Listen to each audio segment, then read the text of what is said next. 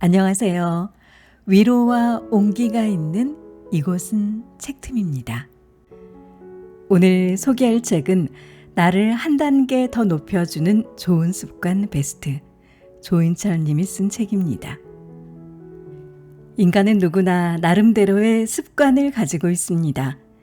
그러나 좋은 습관은 그 사람의 인생을 빛나게 해주지만 나쁜 습관은 아무리 사소한 것이라도 반복되는 동안에 그 사람의 인생을 좌절시키기도 합니다. 이 책은 저자가 실패와 좌절 속에서 다시 일어설 때마다 그때그때 깨달은 것을 직접 담은 내용입니다. 첫 번째 이야기 시작합니다. 반드시 잘 될 거라고 확신해라.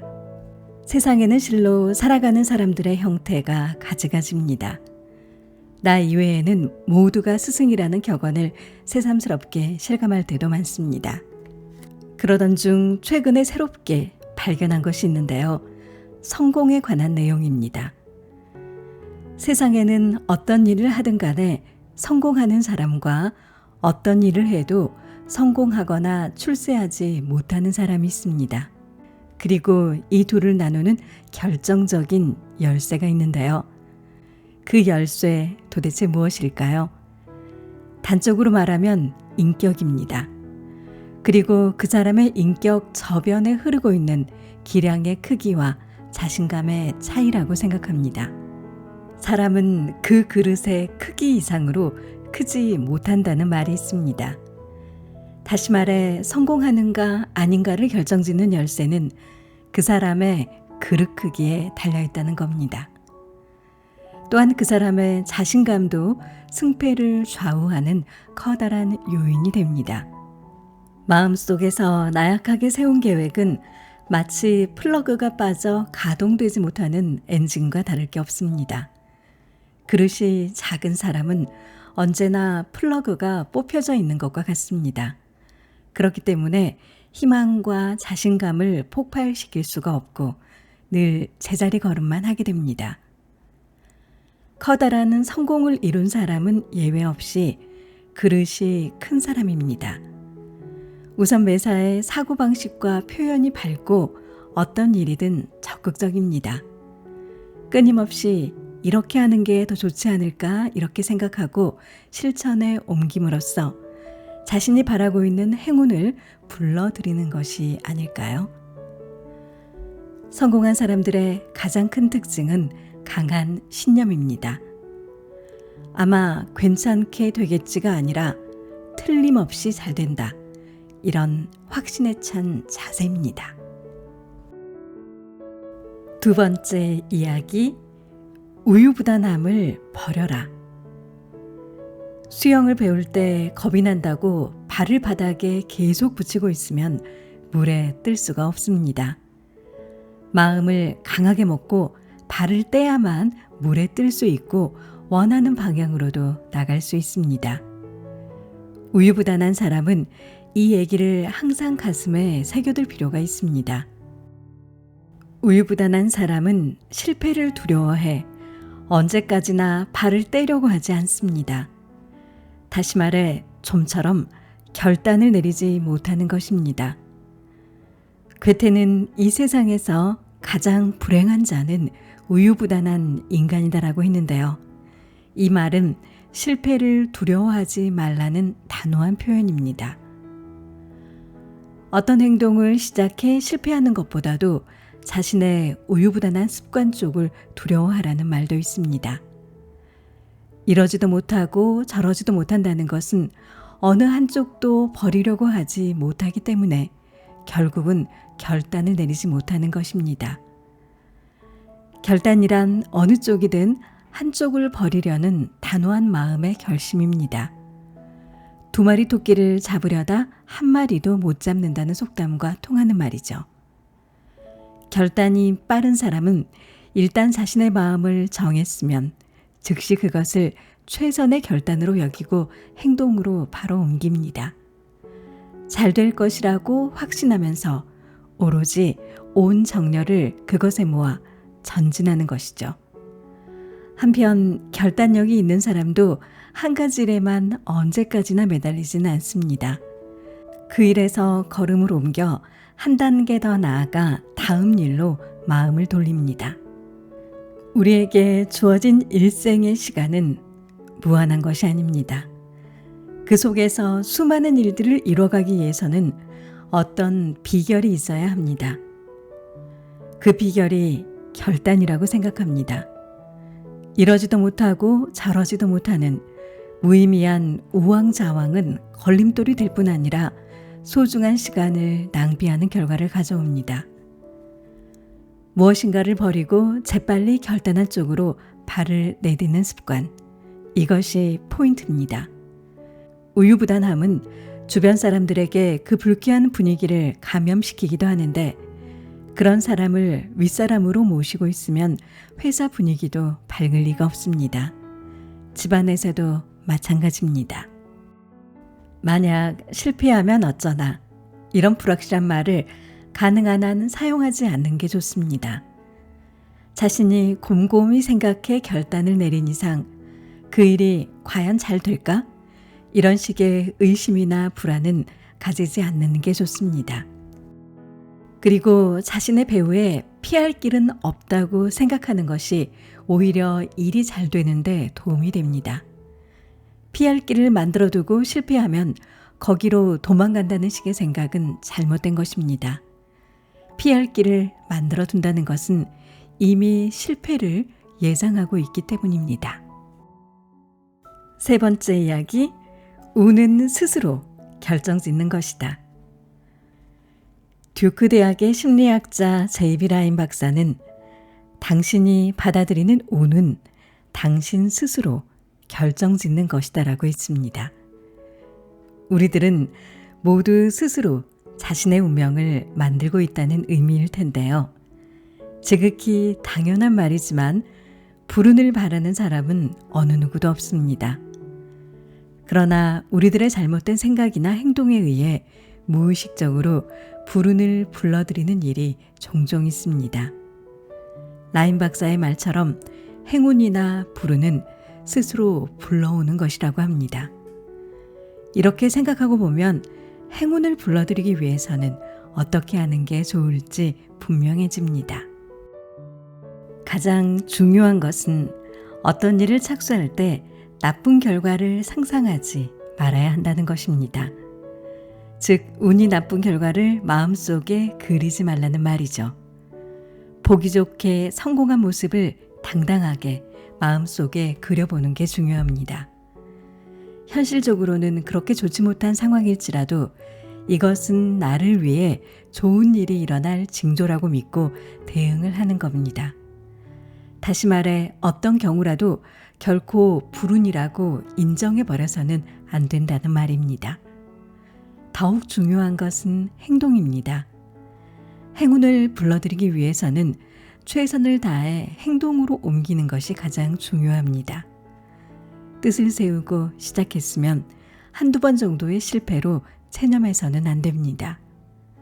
이 세상은 항상 변하고 있습니다. 실패를 해 목적이 완수되지 못했다고 할지라도 굴하지 않고 끈기 있게 노력하는 게 무엇보다도 중요합니다. 그러는 사이에 언젠가는 그런 끈기 있는 정열이 일을 유리하게 전환시켜 줄 것입니다. 우리들이 보통 말하는 실패란 어떤 것일까요? 그것은 성공하기 전에 도중에 단념해버리는 것, 즉 포기해버리는 습관, 바로 그것입니다. 성공할 때까지 계속하면 성공한다. 이 격언을 가슴에 새길 필요가 있습니다. 실패란 쉽게 포기해버리는 습관, 바로 그것입니다.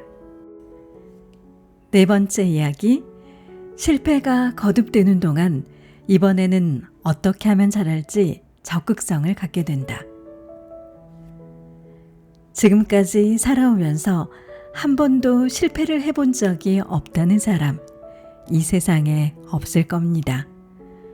무엇을 하고자 할 때 실패는 부수적인 불청객이기 때문에 그것은 사전에 각오하지 않으면 안 됩니다.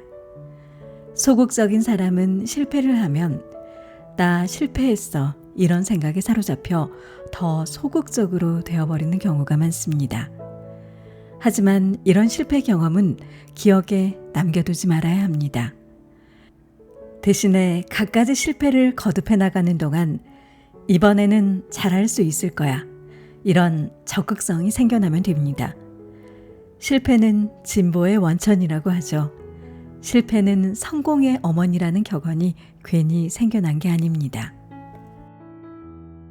골프를 치는 사람이라면 누구나 워터 해저드를 경험하게 됩니다.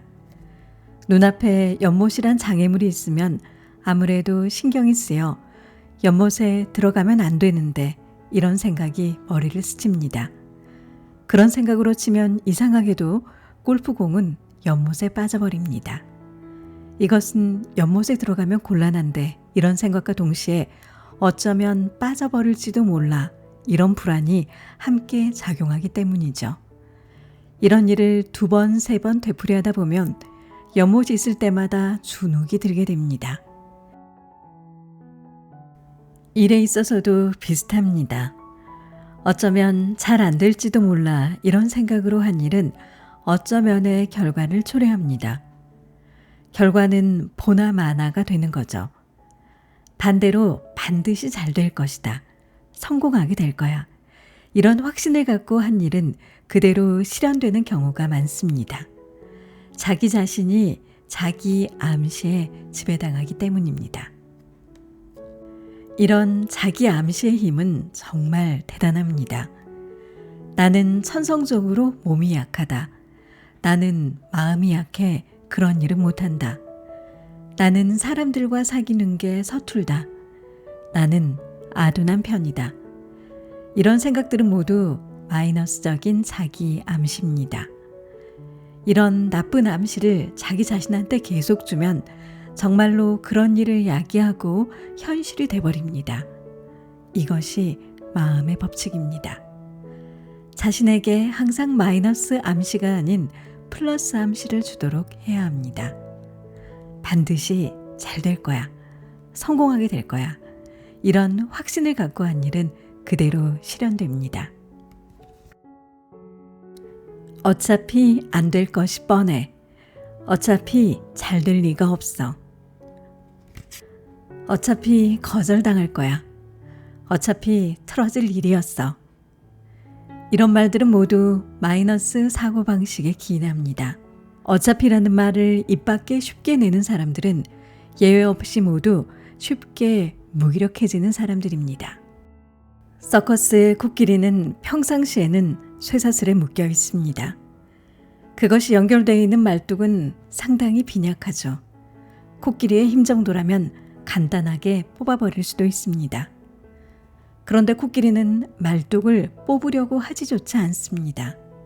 이유는 어릴 때부터 그렇게 쭉 묶여 있었기 때문이죠. 어린 코끼리 시절 힘껏 뽑아보려고 했지만 소용이 없었을 겁니다. 그래서 아주 거대한 몸집을 지닌 지금에 와서도 어른 코끼리는 어차피 안 될 거야 하고 체념한 채 그 말뚝을 뽑아보려고 시도조차 하지 않는다고 합니다. 사실 코끼리는 그것을 뽑을 힘이 충분히 있는데도 힘을 쓰지 못하고 있는 셈입니다. 우리들도 코끼리의 어리석음을 보면서 마냥 웃을 수만은 없다는 생각이 들기도 합니다. 어차피라는 말을 자주 입 밖에 내는 일은 자신에게 마이너스가 되는 일입니다. 6번째, 작은 성공 체험을 거듭해라.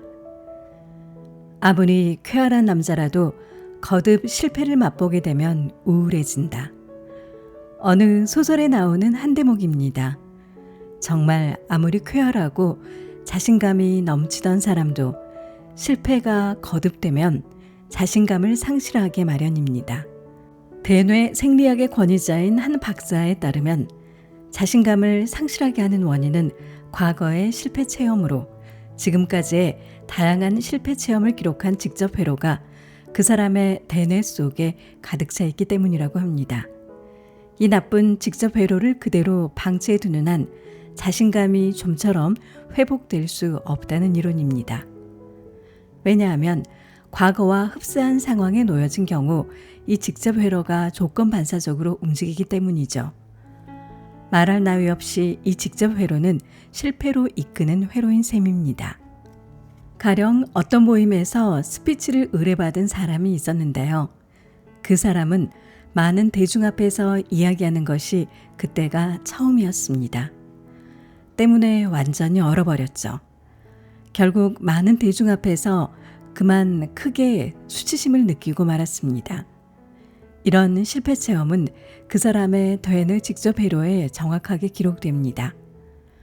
그렇게 되면 다음에 또 스피치를 의뢰받는 순간 과거의 실패 체험 회로가 작동합니다.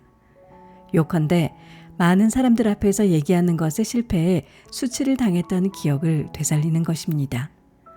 그렇게 되면 또다시 사람들 앞에서 말하는 걸 실패하게 되고 이런 일이 거듭되면 완전히 자신감을 상실하게 됩니다.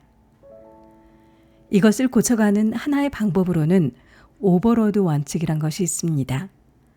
이 트레이닝 방법은 서양의 신화를 근거로 한 것인데요.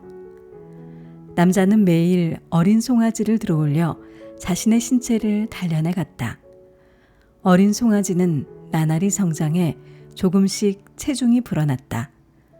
그래도 남자는 매일매일 어린 송아지를 들어올렸다. 그러는 동안에 남자는 어느 사이엔가 장성한 소를 번쩍 들어올릴 정도로 강한 힘의 소유자가 되어 있었다. 이렇게 작은 성공 체험을 거듭해 나가면서 실패 회로를 꺼나가는 겁니다. 이것이 오버로드의 원칙입니다. 자신의 넘치던 사람이라도 실패가 거듭되면 자신감을 상실하기 마련입니다. 작은 성공 체험을 많이 만들어 나가는 게 중요합니다. 7번째, 항상 밝게 긍정적으로 생각해라. 들에 피어있는 꽃을 자세히 관찰해 보면 햇살이 비치는 쪽을 향해 피는 것을 알 수 있습니다.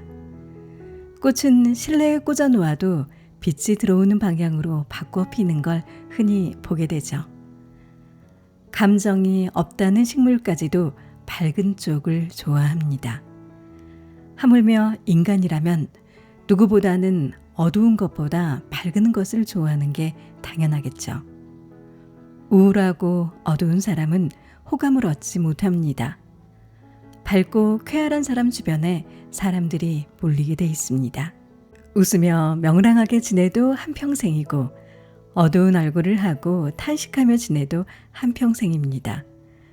어차피 한 번뿐인 인생이라면 누구든지 매일매일 명랑하고 즐겁게 지내고 싶어 할 겁니다. 그럼에도 불구하고 어째서 우리들은 어두워지는 것일까요? 아무리 우울해 보이는 사람일지라도 모두 어린아이일 때는 방긋방긋 밝은 웃음을 머금었을 겁니다. 보는 사람들에게도 상큼함을 줄 수 있는 그런 천진난만한 표정으로 말이죠. 하지만 우리들에게는 어느 사이엔가 부정적인 생각이 침투해 들어옵니다. 매사를 어두운 쪽으로 생각하게 하는 나쁜 버릇이 몸에 배기 시작하는 거죠. 옛날부터 인간의 7버릇이라는 말이 있습니다. 이것은 사람에게는 누구든지 반드시 그 나름대로 버릇이 있다는 말인데요. 잠시 시간을 내 실험을 해볼까요? 가슴 위로 팔짱을 한번 끼워보시겠어요? 오른손이 위에 얹혀져 있어요? 아니면 왼손이 위에 와 있어요? 어느 쪽이 위에 있든 크게 상관은 없습니다. 이번에는 반대로 손의 위치를 바꿔 팔짱을 한번 끼워볼까요? 오른손이 위로 되어 있던 사람은 왼손을 위로 해 팔짱을 끼는 겁니다. 바꿔본 기분이 어떠신가요? 좀 어색하죠? 마치 다른 사람의 팔로 팔짱을 끼고 있는 것처럼 아무래도 뭔가 석연치 않은 구석이 있습니다. 그렇다면 다시 원래대로 팔의 위치를 한번 바꿔볼까요? 보통 때 늘 하던 습관대로 말이죠. 그렇게 하면 뭔가 딱 들어맞는 기분이 듭니다. 바로 그 팔짱 끼는 방법이 우리 습관 중에 일부인 셈입니다.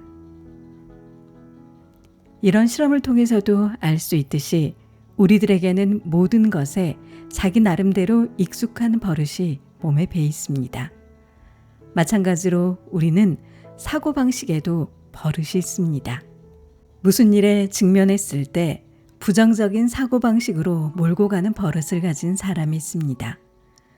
또 그것과는 반대로 적극적이고 밝은 사고방식을 지닌 사람도 있습니다. 난 벌써 나이가 50이니 이제 별 볼 일 없는 사람이 됐어.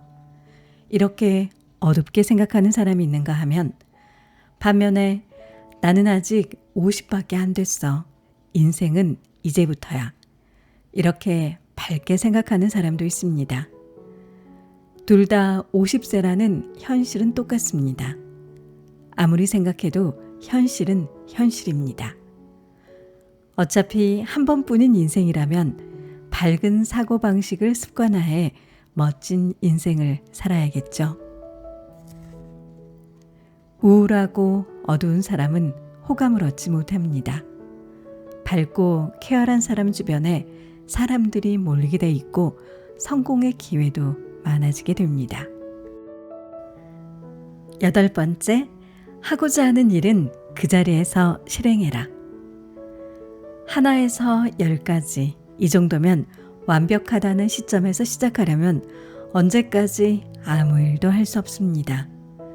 어느 철학자가 쓴 철학적 인간학에 나오는 구절로 요리조리 변명을 하며 좀처럼 행동을 개시하려 들지 않는 사람을 질타하는 말이기도 합니다. 우리 주변에는 사업 경영자, 샐러리맨, 교육자, 과학자, 기술자, 서비스업 종사자 등 정말 다양한 직업의 사람들이 있습니다. 그런데 어느 분야의 사람이든 다음에 2가지 유형으로 나눌 수 있습니다. 하나는 성공한 사람, 또 하나는 성공하지 못한 사람의 그룹입니다.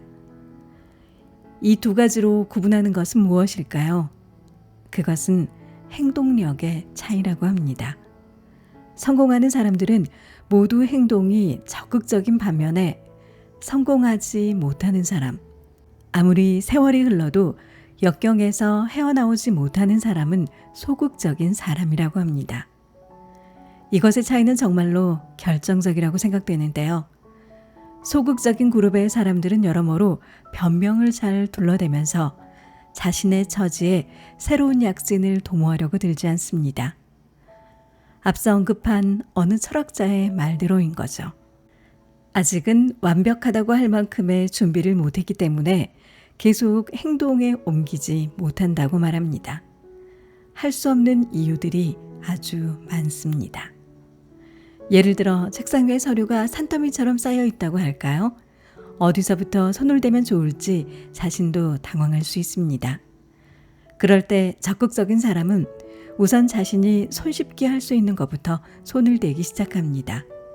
그 산더미 같은 서류를 전부 한 번에 모두 처리할 수 없기 때문에 순서를 정하는 거죠. 먼저 할 수 있는 것부터 차례대로 하나씩 처리해 나가면서 일을 원활하게 해치우기 시작합니다. 적극적인 사람과 소극적인 사람의 차이는 모든 행동에서 나타납니다. 적극적인 사람은 그 자리에서 처리하는 것을 항상 염두에 두고 있습니다. 그리고 그것의 부산물로 신뢰와 자신감을 갖게 됩니다. 나아가서는 수입도 점점 높아지게 되죠. 그런가 하면 약간의 실패를 맛보기만 해도 금방 변명을 찾는 사람들이 있습니다. 만약 누군가가 변명을 하고 싶어 하는 사람이 있다면 순수하게 들어주는 게 좋습니다. 하지만 자기 자신에게만큼은 결단코 나약한 변명은 하지 않는 게 좋습니다. 남의 변명을 들어주라고 하면서도 또 한편으로는 자신에게는 변명하지 말라는 2개의 사고방식이 무언가 서로 모순되게 느껴질 수도 있는데요. 하지만 이것은 자신에게는 엄격하게 또 타인에게는 따뜻하게 하라는 그런 마음의 자세를 말합니다. 진정으로 적극적인 인간이란 이런 플러스적인 사고방식을 지닌 사람을 말합니다. 적극적인 사람은 그 자리에서 처리하는 것을 항상 염두에 두고 있습니다. 신체 중에 가장 활발하게 혈액순환하고 있는 부분은 뇌세포라고 합니다. 이 뇌세포의 혈액이 언제나 신선하고 좋은 양분을 운반한다면 아무리 끊임없이 움직이더라도 우리들의 뇌는 조금도 피곤하지 않다는 거죠. 그러나 걱정, 불안, 공포, 의심 등 미리 앞질러 하는 염려로부터 발생한 독소가 혈액으로 들어가면 뇌의 작용은 점차 둔해집니다. 그렇게 해서 마음의 염려에서 발생한 독소를 뇌세포에 제공하기 때문에 뇌의 움직임에 이상이 생기는 것은 당연합니다. 따라서 우리들은 가능한 한 사소한 염려에 사로잡히지 않도록 노력을 하는 게 중요합니다. 다른 사람을 고용하는 입장이라면 일단 그 사람을 신뢰하는 게 좋겠죠.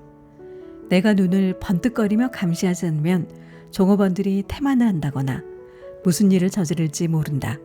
이런 식으로 미리 걱정하는 건 좋지 않습니다.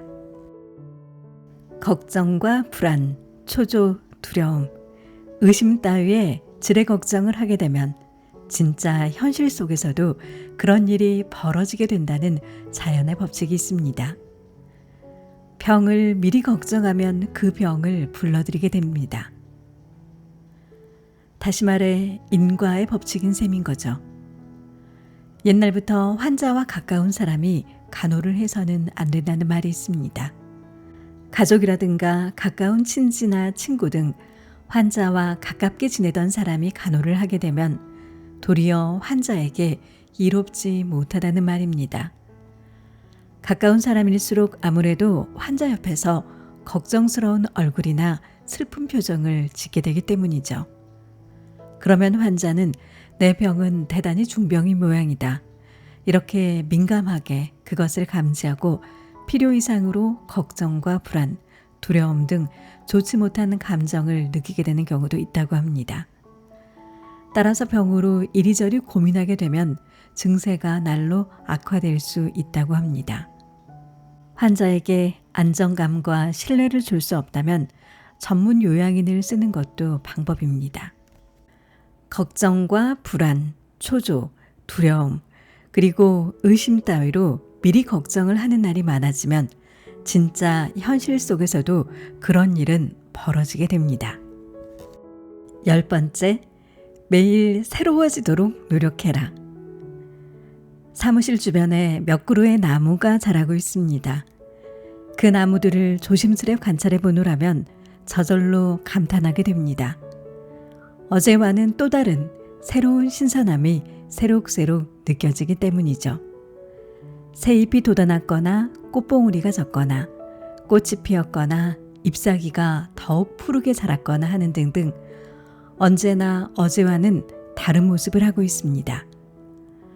어쩌다 일주일 정도 소홀히 여겨 관찰하지 못하기라도 하면 정말 깜짝 놀랄 정도로 변화가 커져 있습니다. 살아있는 것은 이처럼 항상 새롭다는 것을 절실하게 실감할 수 있습니다. 우리 인간은 어떨까요? 우리 신체도 매일매일 새로워지고 있습니다. 새로운 피부가 생겨나면 어제까지의 낡은 피부는 때가 되어 떨어져 나갑니다. 근육이든 내장이든 모두 마찬가지입니다. 낡은 조직이나 불순물은 녹아 배뇨 등으로 몸 밖으로 배출됩니다. 그리고 다시 새로운 조직이 계속해 생겨나게 되죠. 살아있는 것은 항상 새로워지기 때문입니다. 이것은 일이나 공부에 있어서도 마찬가지입니다. 매너리즘에 빠져 있으면 새로운 것을 생각하고 행동하는 사람들에게 추월당하게 됩니다. 일이나 공부를 진행시켜 나가는데도 늘 새로운 피가 역동해야 합니다. 상품 판매 전략에 있어서도 광고 기획에 있어서도 그리고 업무 추진 방법에 있어서도 모두 어제보다는 오늘, 오늘보다는 내일 이렇게 매일매일 새로운 지혜를 더해가면서 진보해 나가야 합니다. 고객에게 인사하는 태도, 응대 방법, 전화 거는 태도 등도 사소한 일이긴 하지만 소홀하게 여겨서는 안 됩니다.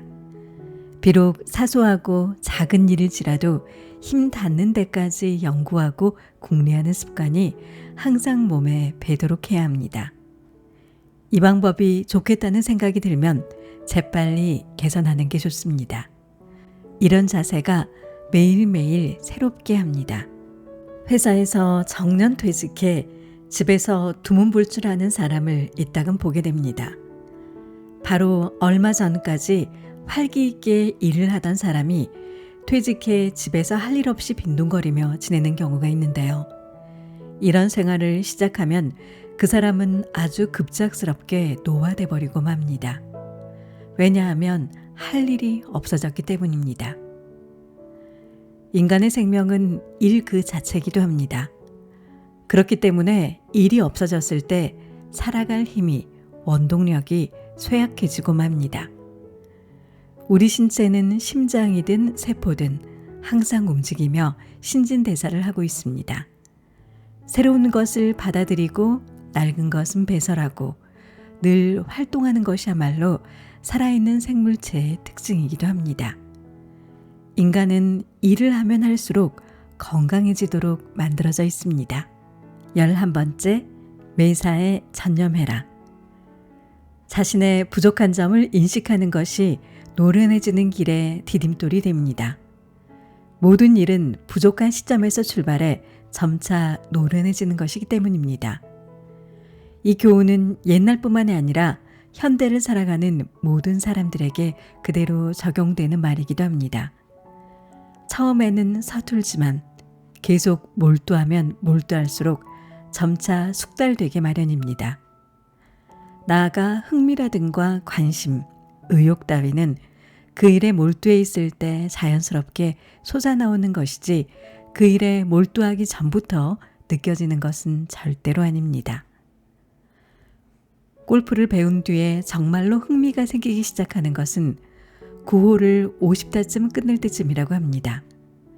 다시 말해 골프를 시작한 지 몇 년이 흘러 골프라는 것을 어느 정도 알고 자신이 생겼을 때부터 그때 흥미가 생긴다고 합니다.